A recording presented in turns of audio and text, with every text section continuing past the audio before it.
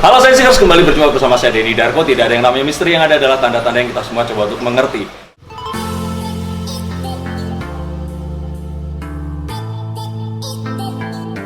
Ini kalau lihat saya keringetan, ini bukan panas, tapi nervous. Saya bersama dengan Mas Helmi Yahya. Mau cerita, saya ini sebenarnya alumninya kuis Siapa Berani. Dulu peserta waktu saya kuliah. Ikut ini Tahun 2000. Ya. Enggak, saya masuk kuliah 96, itu 2000, mungkin 2003. Kita start 2002. 2002. Jadi Saya datang 6 tahun. 7 tahun, tepat waktu sebelum DO. Gitu gitu.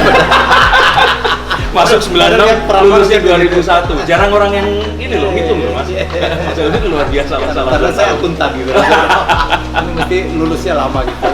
Nah, tapi yang hebat-hebat itu memang lulusnya lama. Gitu ya Mas. Iya. Berbicara tentang akuntan itu, di sini kebanyakan yang nonton milenial.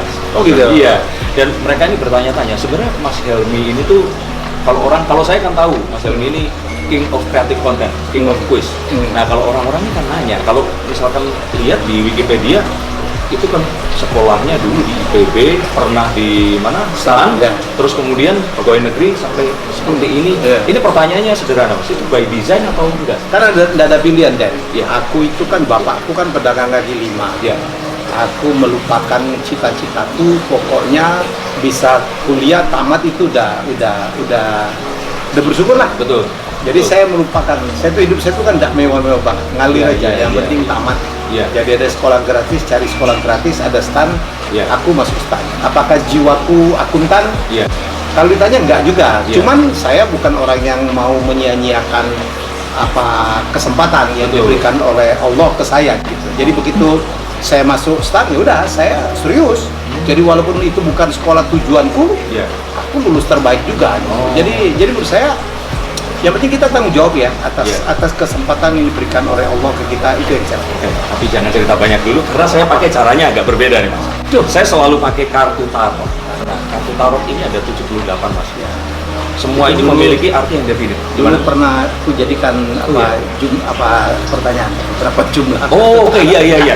Totalnya 78 Mas. Yes. Dan semua ini memiliki arti yang universal, artinya jadi sama. Oke. Mau di Jepang, di Taiwan, Australia, dimanapun artinya selalu sama. Oke. Nah, saya akan nanya, tapi berdasarkan kartu tarot ini. Jadi monggo diacak dulu Mas. Nggak ada jadi nggak apa-apa kan? Nggak apa-apa juga, karena sudah teracak juga Mas.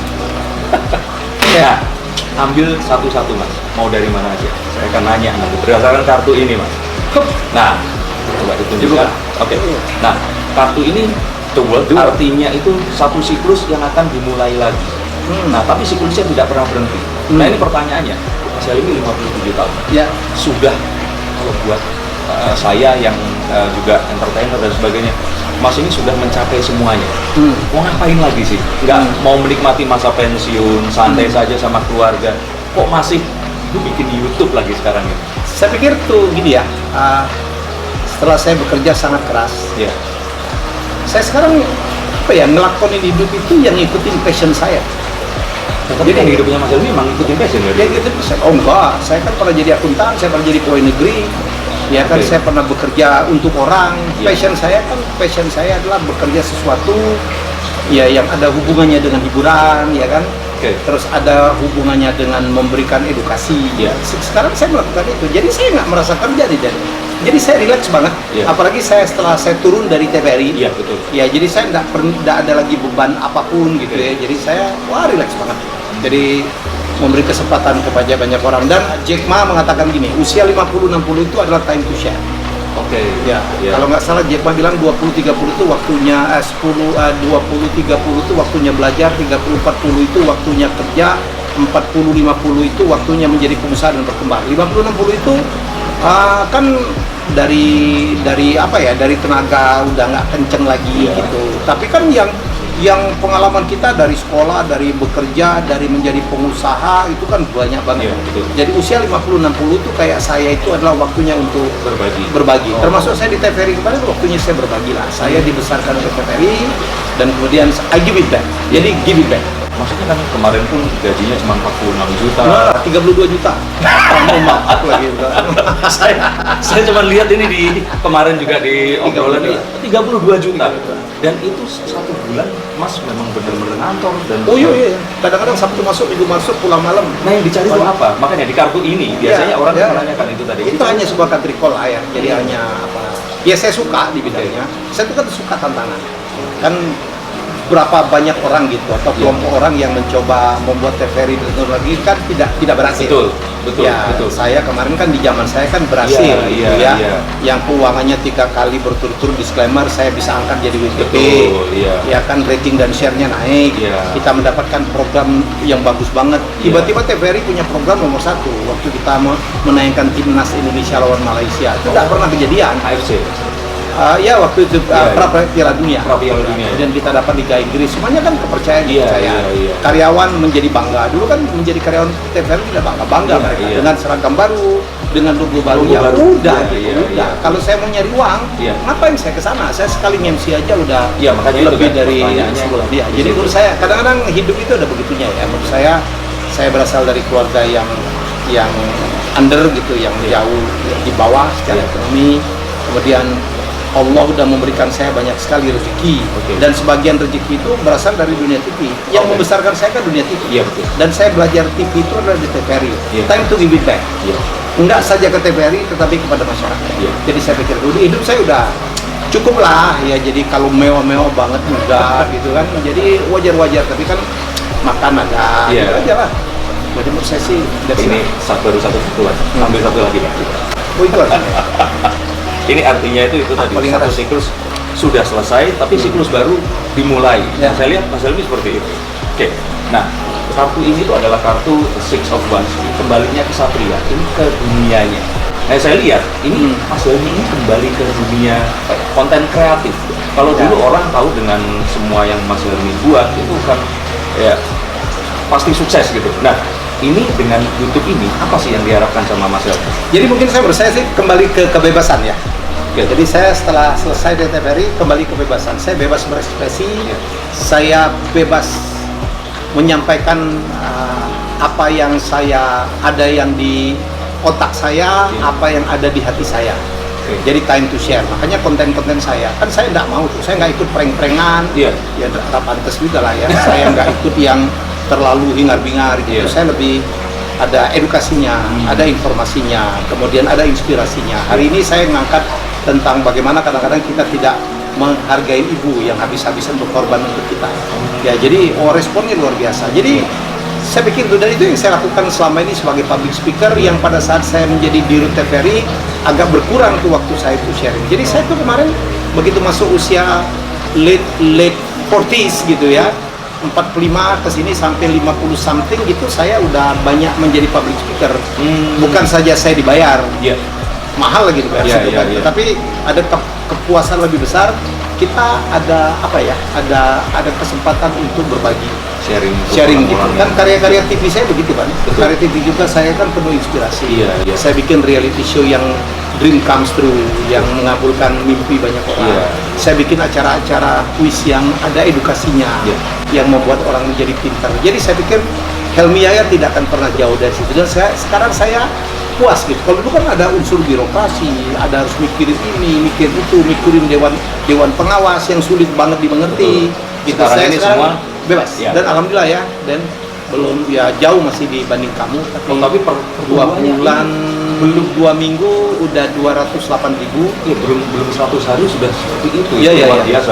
Jadi menurut saya semuanya, dan diantara konten-konten yang prank sebagainya, dan ini konten inspiratif yang Oke, suka banget saya sebenarnya penasaran banyak hal. Semoga ini bisa menjawab. Nah, The Chariot ini adalah gambaran tentang orang yang dia ini kalau punya misi pasti akan dilakon. Jadi dia ini kereta ini itu kalau dulu belum ada kereta api, tapi ini itu diibaratkan kereta api. Kereta api itu kan kalau orang lain tidak telat datang, ditinggal. Kalau ada yang menghalangi jalur, kita tabrak. Nah, saya lihat Mas Helmi ini tipikal orang yang seperti itu. Dan mungkin walaupun orang ini nanya, dulu pernah jadi manajer, betul ya? Jadi manajer ditawarin untuk membuat soal oleh Bu Ani. dan Mas Helmi ambil. Terus kemudian jadi floor director. Dari floor director kemudian ditawarin jadi presenter. Itu waktu itu nggak ada perasaan minder atau apa, nggak pernah belajar kok tiba-tiba nekat. Waktu belajarnya berarti cuma dari Irtis itu kan? Oh iya. Nah, maksudnya ini buat teman-teman dan adik-adik yang di sini, mereka nih kadang-kadang begini Mas, aku kan sekolahnya bukan itu, emang aku bisa seperti itu. Nah, Mas Helmi ini kan waktu dulu kan kok tiba-tiba berani-beraninya gitu mengiyakan ikut membantu membuat kuis untuk suatu acara yang sudah jalan. Saya sih sebenarnya, saya adalah mungkin karena saya akuntan, saya orang yang sangat berhitung. Oke. Jadi kalau orang bilang, Mas Helmi kok megang apa aja berhasil ya? Iya. Sebenarnya intinya cuma satu, nggak ada orang yang jenius, yang ajaib gitu. Nggak ada yang namanya Midas gitu. Midas itu yang nyentuh apapun jadi Mas. Enggak. Saya itu hanya memasukin bidang yang saya tahu saya bisa. Tapi waktu itu Mas belum tahu gitu. Waktu itu kan manajer terus kemudian juga iya. soal itu. Iya, bikin soal ya. Saya kan karena saya suka dengan kuis. Oh, oke. Ya, saya suka dengan kuis. Ya. Waktu SMA saya kan menang kuis berkali-kali. Oh, baik. Dan pada saat ada Ibu Ani itu saya kadang-kadang waduh menghayal-hayal sendiri tuh bikin format kuis gitu. Jadi saya begitu ditawarin, bikin soal cuma diberi dikit bisa saya. Gitu, bisa saya langsung. Begitu saya diminta jadi floor director, ya itu tinggal menjalankan instruksi aja kan. Dan harus ngobrol di depan orang, iya, penonton yang lagi bete dan lagi sebagainya. menyuruh mereka nyanyi. Kalau hostnya salah harus dikasih tahu. Jadi dari situ saya belajar. Begitu saya diminta jadi host, presenter, lah ilmunya udah di situ semua dan dari sekolahnya dari sekolah kita. Jadi enggak sekolah formal. Jadi oleh karena itu kadang-kadang kita itu antara yang kita pelajarin secara formal dengan apa yang kita lakonin dalam hidup kan beda. Jadi apa sekolahnya? Saya Desain iya. Ya. Malah nggak ada hubungan. Iya, Kecuali yang kemarin nulis pasir aja kan. Iya, sebenarnya banyak kesamaan. Saya sekolah S1 itu di desain interior, S2-nya komunikasi visual. Oke. Saya nikah sama mahasiswi lagi. Oke. Nah, cuman ya itu tadi pertanyaannya kan misalkan orang-orang, apalagi banyak nih teman-teman yang di sini tuh, kalau saat ada tawaran mereka ini ketakutan dulu. Saya nggak punya background di situ, jadi saya tolak aja. Padahal itu kan kesempatan. Kalau saya kan saya jelaskan tadi. Jadi saya tidak senekat yang dibayangkan orang, ya kan? Yang tawaran-tawaran kepada saya seperti begitu saya pulang dari Amerika, saya menjadi komentator NBA, nggak pernah main basket sama sekali. Tetapi saya kan belajar basket gila-gilaan. Selama saya di Amerika saya nulis tentang NBA. Kemudian orang nggak banyak tahu saya adalah pelelang lukisan. Iya, pelelang lukisan, auctioneer. Wah, dulu saya mahal banget saya jadi auctioneer. Saya adalah pencinta lukisan. Partner saya dulu Lim Xiaobok itu adalah kolektor lukisan. Dan saya menjadi auctioneer itu saya belajar. Saya ke Hong Kong dari melihat dan saya melihat gitu.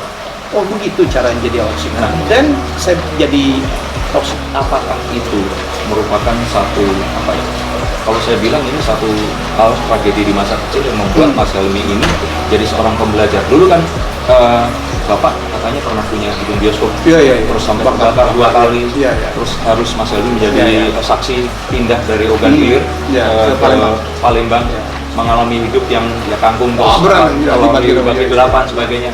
Apakah itu yang kemudian membuat Mas Helmi ini jadi apapun di depan itu tantangan dan itu harus accomplish. Kayak waktu disuruh les bahasa Inggris, jalan 15 km bolak-balik itu kan buat anak usia 12 tahun kan.